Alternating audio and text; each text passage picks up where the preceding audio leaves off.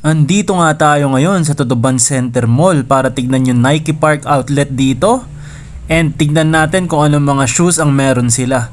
Second level nga ito ng mall. Ayan, makikita nyo yung resto na yan. So pasok agad direkta, may KD shoes na makikita nyo agad dito. Ang dami. Ayan. Regarding sa presyo, ano nyo, post nyo na lang, makikita nyo yung final price. Tapos may Tatum din. Sobrang daming options dito, ikot lang kayo.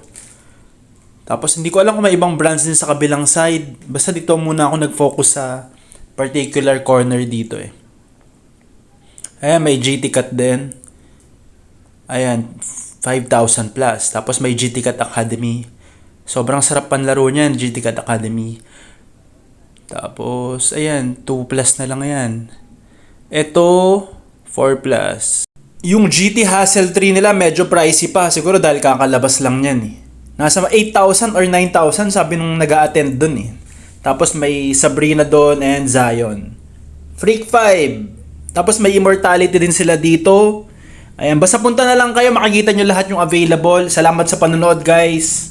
Sa mga naghahanap ng NBA jerseys, yung Nike NBA jerseys, kompleto ata sila dito ng players, yung mga star players na hinahanap nyo nandito na. Sina Steph, sina Giannis, sina KD, and the rest of the, yung mga may mga fan base talaga. Ano pang hinihintay nyo? Punta na kayo dito. Discounted pa yung final price niyan, may bawas pa yan guys. So, ano pang hinihintay nyo? Visit na kayo dito sa Nike Park Outlet, Totoban Center Mall. Dito yan sa Recto Ave. Alam nyo na, mahaba yung Recto Ave dito sa Manila. And makikita nyo dito yan, malapit yan sa 168.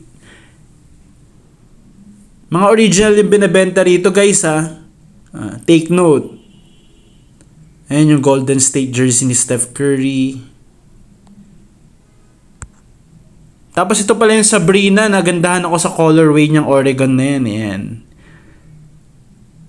Okay. Discounted din yan guys. After nito mga Lebron shoes naman mga next gen. Tapos yung Witness. Marami din ditong options sa mga Lebron fans. Ayan, ayun yung Witness. Oh. Ayan, Lebron din yan. Ayan, ganda ng colorway niya, no? 4,000 plus na lang yan. I-post nyo na lang guys para makita nyo yung presyo. Salamat guys!